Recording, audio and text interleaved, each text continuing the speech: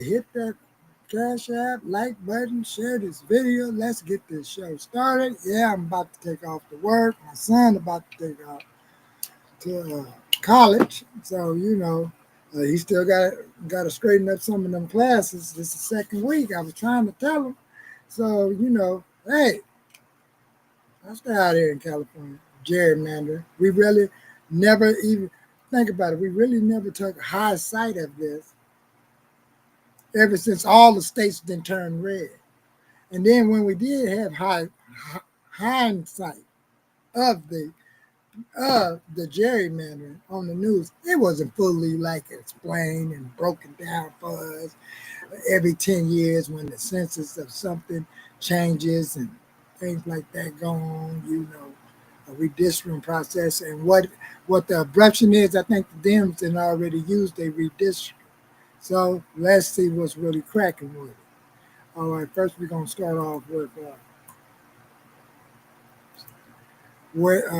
to explain it a little bit better.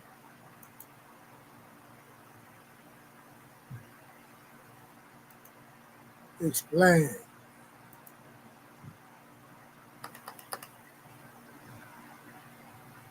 And then we're going to go back as far as, let me put these glasses on, man. How the, no, see, that still don't make no difference. You just wearing shit. I mean, you got matching things in there to wear. This boy don't want to dress up like a human being student. Gerrymandering, how politicians rig elections. Let's look at it 9 years ago, Vox one. Or the story of the man. Yeah, that one. Count on delivery in as soon as 30 minutes. And redrew the political lines to favor themselves. And over the next few years, the election results were really weird. These squares represent all the voters in North Carolina. They were voting for these 13 seats in Congress. About half voted for Republicans, and about 48% voted for Democrats. So you might think of the 13 congressional seats, maybe Democrats would have won 6 seats, and Republicans would have won 7. But no, Democrats only won 3 of 13 seats, way less than half. This imbalance was because North Carolina's congressional districts had been gerrymandered. It means that these voters had been grouped into districts very strategically with the goal of benefiting one party. Gerrymandering has pretty much always happened in America. That's because every 10 years, the political districts are redrawn. And in most cases, those new lines get drawn by whoever holds power in state government at the time. See? So, do y'all hear that? And meanwhile, they always get redrawn by who holds power in state government at the time, like the governor and stuff. So, what is going on with this gerrymandering is that a lot of our blue states, them Dems, then already been used up to make sure they can hold some power right in those states. And if you don't believe so, this is how it's really done most of the time when it comes to this kind of gerrymandering. So, let me hold on a second. They would do something like this. Back up and get into the history section. Trip off of this. This is the little man. Fair use. All right, let's look at this. Democrats keep talking about gerrymandering like this is some kind of crazy attack on democracy or something like that. But the reason that Democrats are so upset about gerrymandering is because they've already gerrymandered all of their states, or at least the vast majority. Do you hear that? Let's get it back to what he said again. Democrats keep talking about gerrymandering like this is some kind of crazy attack on democracy or something like that. But the reason that Democrats are so upset about gerrymandering is because they've already gerrymandered all of their states, or That's at least what the happened. vast majority The of them. vast. In Connecticut, let's just take Connecticut, for example, 42% roughly of voters in the 2024 presidential election voted for Donald Trump in blue Connecticut. 42%. They have 5 congressional districts in the state of Connecticut for House seats and 0 Republicans. 0 Republicans. Well, is that gerrymandering? Is that a threat to democracy? Well, let's take Massachusetts. Here's another one. 9 congressional seats in Massachusetts. About a third, a little more than a third of voters in Massachusetts voted for Donald Trump in the 2024 election. So shouldn't that mean that 1 in 3 of those 9 seats, that'd be 3 seats total, should go to Republicans? Well, I don't know. I guess not, because there's 0 Republicans in Massachusetts. Is that a threat to democracy? There are so many other examples of this going on. In Oregon, 41% of the voters voted for Donald Trump. They have 1 Republican in Oregon out of 6 seats. They should have at least 2.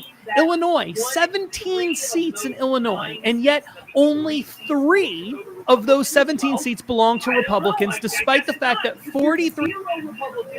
So think about it. So what I'm basically saying, as y'all saying, now it's some sort of threat. This been going on. Now it seems like it's some sort of threat. This been going on a long time, y'all.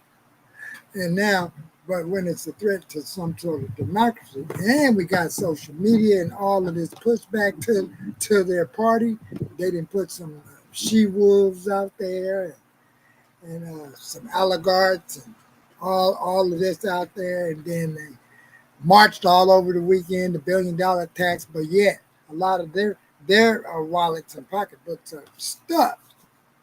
They don't match their pay cut of what they're allocated to get as an employee of these districts. So let's feel free to go over there and check out this screen from Justin Haskins' show.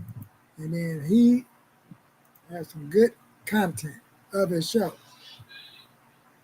So until then, I'm only going to be up here for a minute. So let me find another clip for y'all. Because this boy, he is not even thinking about school. Where's your camera at? Well, get it by the door. Get something ready. Get ready to go. Man, you don't control the bus. So let's look at what Scott Jennings said. So we're going to look at what Scott Jennings said on a show. Regarding California, Republicans get about 40% of the vote, and they have 17% of the congressional seats. So not a great example. But True. number 2, if it's rigging the election, that's your words. In Texas, is it going to be rigging the election when all these Democrats who say they're going to gerrymander in the other state, are you also going to argue that they're rigging the election or just in Texas? Yes, and have the elections been rigged in Massachusetts, Connecticut, New York, New Jersey, Maryland, New Mexico, Hawaii, Oregon, Washington, and Rhode Island? Have they been rigged there as well? Because there, the proportion of Republican vote comes nowhere near what they have in Congress. Regarding California, Republicans get about 40% of the vote, and they have 17% of the congressional seats. So not a great example. But True. number 2, if it's rigging the election, that's your words. In Texas, is it going to be rigging the election when all these Democrats who say they're going to... So when it's a Democrat thing, it's called rigging the electorate. All right, Republican push to split California into 2. That's ABC, Texas Democrat. See? But let's look at these congressional maps. Pennsylvania, that's what we're going to look at. Pennsylvania's House Democrats have submitted their own version of a new map of Pennsylvania's congressional districts. Today marks the deadline for Governor Tom Wolf to submit his version of a map after he rejected the Republican version earlier this week. The state Supreme Court, with a majority of Democrats, ruled the current map is unfair. So, in Pennsylvania, Kingstontown, Kingstontown, things are looking real crazy, like the worst skid row you ever had seen. Man, you would think that'd be on every news station, but it's not. Like if you Google Kingston Town, you would say like, is this going on right now? Yeah, zombies in the streets. Uh, and I had some other stuff on here that I was looking at, and let's get to it. Man, when you show those little shorts, man, the thing gets crazy. Let's get to this. And I knew a commercial was coming.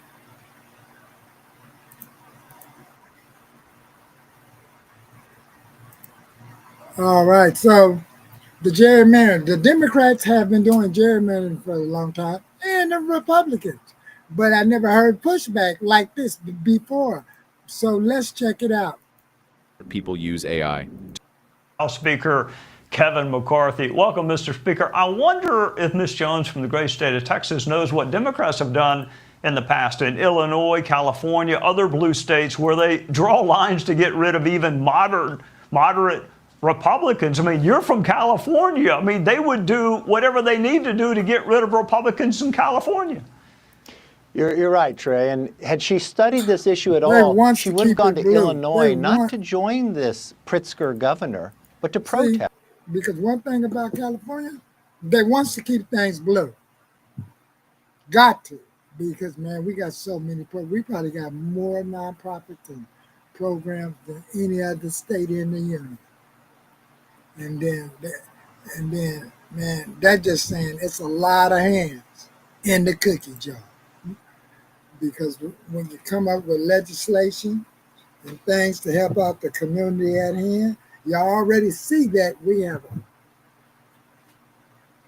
the biggest homelessness problem in all the unions of the state. But let's listen to the rest of it.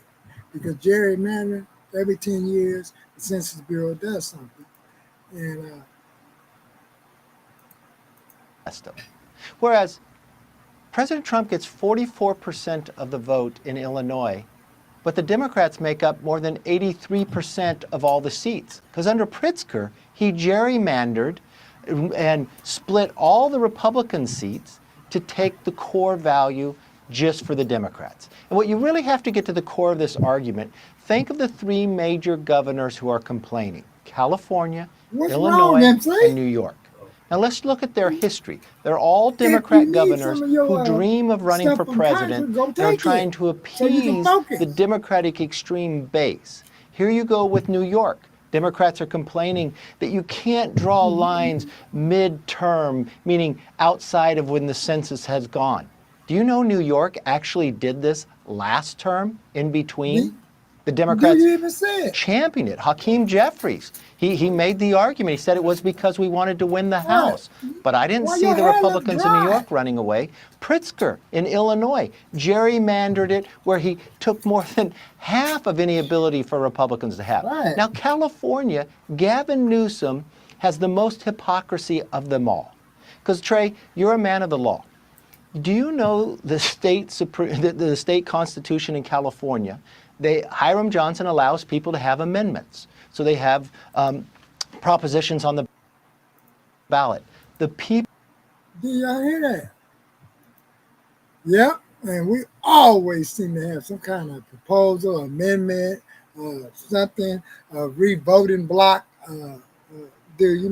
all this back doors, lobbying type of stuff do be jumping off. And it's always explained like these are the things we need to do to keep it blue. Can't make this up.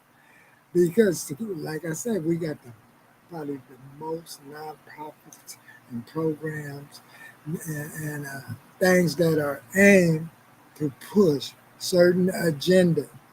Even when it comes to our union blocks, and you see a whole lot of businesses that left California because of these laws and gerrymandering effects that we put in our community. And that explains why a whole lot of these states need certain bodies, individuals, allegedly, occasionally, maybe some immigrants to be part of their constituent parties because some of them landed seats in these states. They're from a lineage that that is geared for sticking with the Democratic slave plantation of politics, gender identity, and there's a whole lot of hate things that be going on. But let's listen to the rest of what this man is talking about. See? People of California voted for Prop 11, which says there would be a commission to draw the lines. Right now, Gavin Newsom wants to change the amendment to the Constitution that the people of California voted for to give the legislature the power for him to do it. But first, let's look at the lines currently in California. President Trump gets 38% of the vote, but Republicans only get 17% of the seats.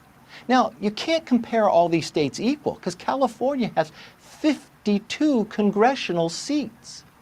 You'd have to you'd take Colorado, Pennsylvania, and Florida combined just to make up where California's at.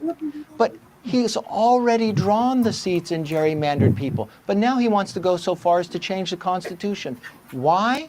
Simply because he wants to appease extreme Democrats to try to run for president instead of upholding the law. I think this makes sure that he should never run for president to do something like this. Yeah, and I hope that Texas Democrat legislator is listening to you because she is in one of the three most gerrymandered states in the entire union, in Illinois. Let's listen to Greg Abbott in Texas, and then I'll ask you about it on the other side. These lawmakers have abandoned their seat because we are incapable of conducting business for the people of Texas because they have fled. This is the most un-Texan thing we've ever seen. In Texas, from the time of the Alamo until today, Texas stand and fight. They fled and went to leftist blue states that may be more aligned with their personal philosophy that is not welcome in the state of Texas. All right, Speaker, there is some evidence the 2020 census was flawed in a way that actually hurts Republicans. It hurt from a reapportionment or electoral college standpoint. So is there an argument that a state like Texas that really got treated unfairly with the 2020 census ought to redistrict to at least reflect what the numbers really are? That's true. Texas and Florida. Because remember, when we did the census, then COVID hit. And then we had a new president. And so you know,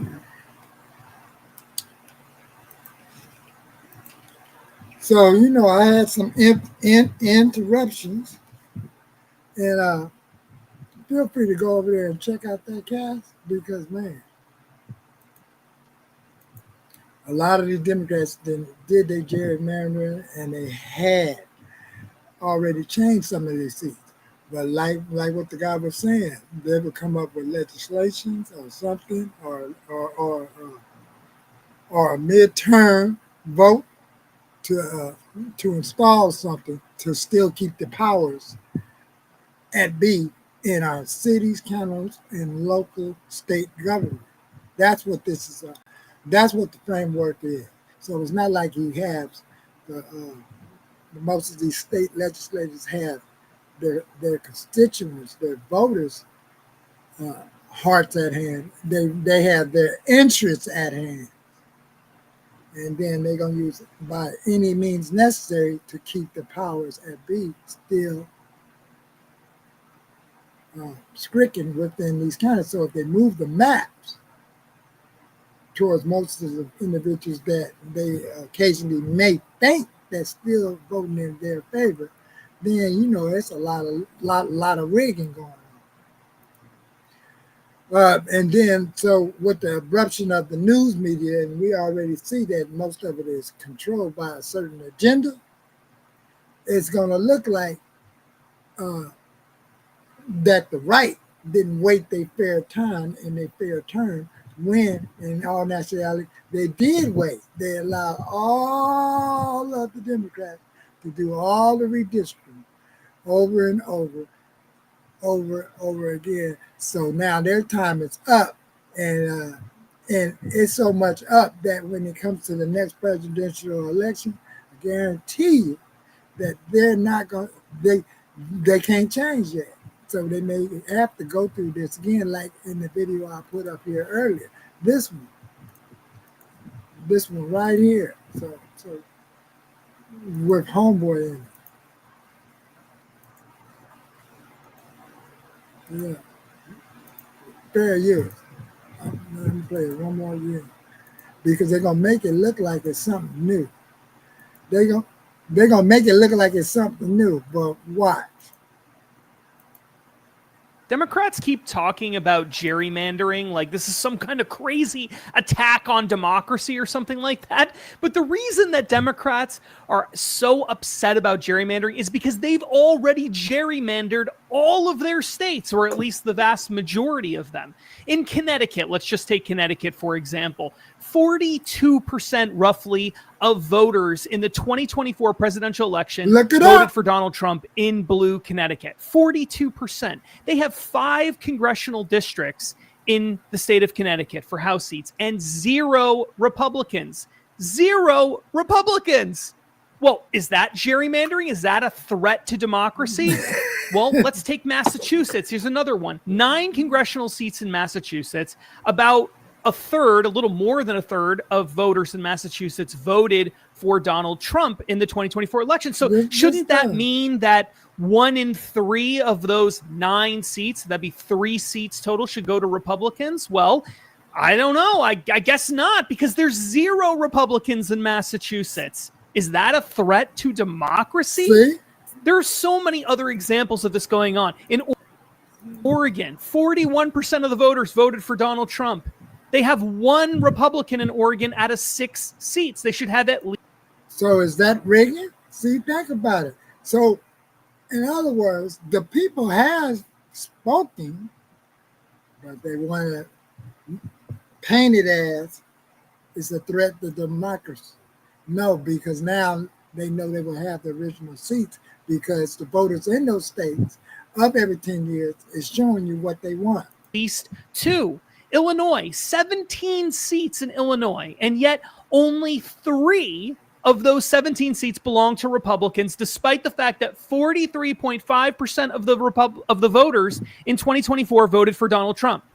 Again, is that a threat to democracy? There should be around 7 Republicans in Illinois, not 3. So, wow. That's all I wanted to get out here for some of us to see. So, I'm going to come back with some of this later. And remember, recovery is an inside job. And send me some of the present and past updates to this gerrymandering theme that's being played throughout America, right in the airwaves and radio. See, don't think just the social media and all these people is playing a part on it. This is on the airwaves also. So this ain't right in my words like it's a real threat to democracy, because when you really look at how things is playing out, people are looking at the crime of their communities and what's going on, and the taxes and the gas prices, because man, it's crazy. Our gas prices out here, and every time I go out of town in another state, I just can't believe how much other states are paying for gasoline compared to California. So if California is like this, I wonder how much gas is in Hawaii. So there's a lot of catastrophes happening, a lot of red tape to improving our communities, and then in law enforcement in a lot of these blue states is probably at the biggest low of law enforcement in every state. People are not signing up to be officers, rangers, and all sorts of things. So, kick, steadfast, have a great day, and I'll see you. And y'all might see some farmer market stream today. I might decide to go live. This is my second day back, and I'm out of here. And remember, to hit that like button so YouTube can support my video and send it out into the YouTube algorithm screen. Remember, recovery is an inside job. One day at